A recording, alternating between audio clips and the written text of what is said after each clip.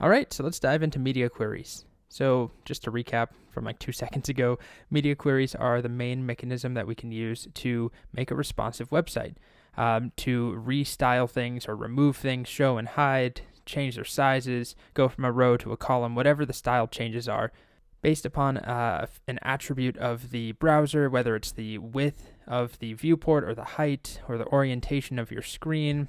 There are different features, different parameters. So all media queries begin with this @media, and then inside of parentheses, we have different media features we can look out for, things like width and height. There's also some newer ones like inverted colors. So if the user is, I don't know if you've ever seen this before, but you can invert your display. I used to do it as a kid all the time as, I guess, a prank or something to my mom's laptop or to the school computers. It was really stupid.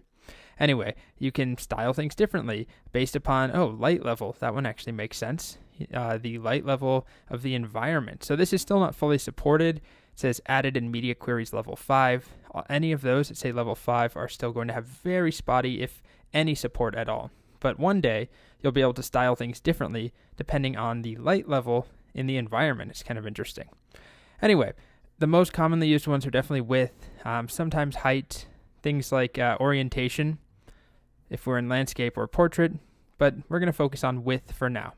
So if we go to width here, the easiest, simplest thing to do is something like this: @media width 300 pixels or 360 pixels. And I'm going to do that in just a second. I have a starter file if you want to follow along in code with me. So I have the final version, media queries, that's where I'll be working, and then media query starter. Right now they look exactly the same. I have a nav bar that we're going to style and make responsive. I've got this H1 we're going to make responsive. I've added a Google font. And now I'm going to go into the style sheet. There's a couple of basic styles in there. And I'm going to write something like @media, and then in parentheses, width about 800 pixels. Okay? Now that's not going to do anything for me. But inside, nested inside of the curly braces, I can style things like, how about the body? Or maybe I'll do the H1. H1 color, and then I'll pick some color like purple. So what this is saying is not when the width is greater than 800 or less than, but when it is exactly 800 pixels. I don't think I've ever used this or even seen anyone use this, but it does work. Once I hit 800, come on. Where are you? Did I skip it? Let me open the DevTools. Oh, there it is, 800 pixels, and then it goes away. It's pretty hard to find, but there it is. We're turning purple at that one exact breakpoint, 800 pixels. So not very common. What is definitely more common is to use min width and max width. And just to be clear, this width is the width of your viewport. The viewport officially is the polygonal area in computer graphics that is currently being viewed in your browser. It refers to the part of the document you're viewing that is currently visible in its window or the screen if the document is being viewed in full screen mode. So it's not the size of your entire page, it's not the width of the page, it's just what is currently visible. So this width here. Okay, so I'm going to use min width instead of doing just exactly width of 800. Let's do min-width and refresh. Okay, so now if I scroll, or what am I saying, scroll, if I shrink this down, we start at black, and then as soon as we hit 800 and above, we're going to purple. So this is basically saying at a minimum of 800 pixels and upwards. So I could reverse that with max width, 800 pixels.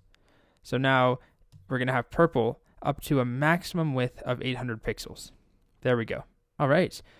We also can do more complicated things where we can actually combine media queries using the keyword and. So if I wanted to have things be purple from, let's say, 600 pixels to 800 pixels, I could do min width of 600 pixels and max width 800 pixels. Refresh. Change this size. We go to 800 right there. So between 800 and 600, and I go below 600, we're no longer purple. So I can combine them to do a range like that. What's most common, or what's very common at least, is to do something more like this, where we would have, let's say, one value. I'll do a little rainbow here. So @media and then we'll work up from 0. So let's just do 0 to 500 pixels, or I don't know, how about 400 pixels? So max width of 400 pixels. Let's do our H1,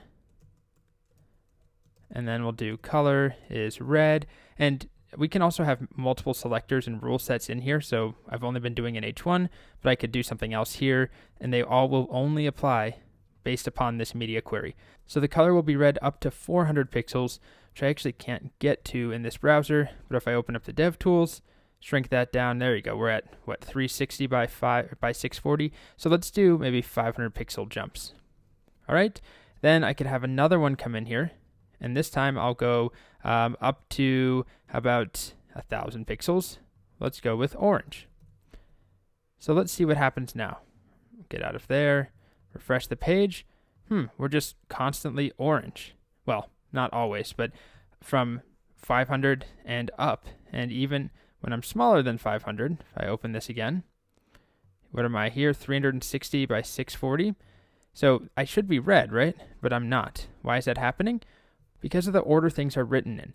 Here I wrote max width of 500. So anything up to 500 should be red. H1 should be red. But then I said, actually, anything up to 1,000 pixels wide for the screen should be orange. So that doesn't quite work. I can play with the order like this, and now I'll be red here, and then as I can just go to responsive right here and toggle. Now as I get to above 500 to 1,000, that will work. So I can work backwards. So the larger screen sizes first, like this, 1,500 pixels, let's go with yellow. And now we go red to orange to yellow. That is one option. We can also chain them together using AND, as we saw, to make specific ranges, in which case the order does not matter at all. Or I could do this the other direction, where I start by saying, okay, actually, all H1s begin as red. So just color red always. And then I come in with a rule that says at media, and then min width 500 pixels, H1 color will now be orange. Okay, so then we still have red, but that's not from a media query. It just starts as red. And then as we get to 500 pixels, it's now orange. And then I can continue with this, and we'll go up to min width of 1,000 pixels, and will be yellow. And then from there, we're going to do 1,500 pixels, and will be green. And here we go. So we start at up to 500, red, orange, yellow, where are you? There you are, and then 1,500, green. And then I could keep going. So there are different approaches, right, for targeting these sizes and different ways of doing it, but at the end of the day, it's the same pattern. We have at media, and then some sort of media feature, commonly min width. Let's do one more here, something different that is not width. Let's do orientation. How about landscape?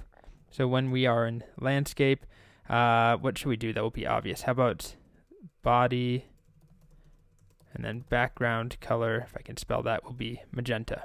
Background.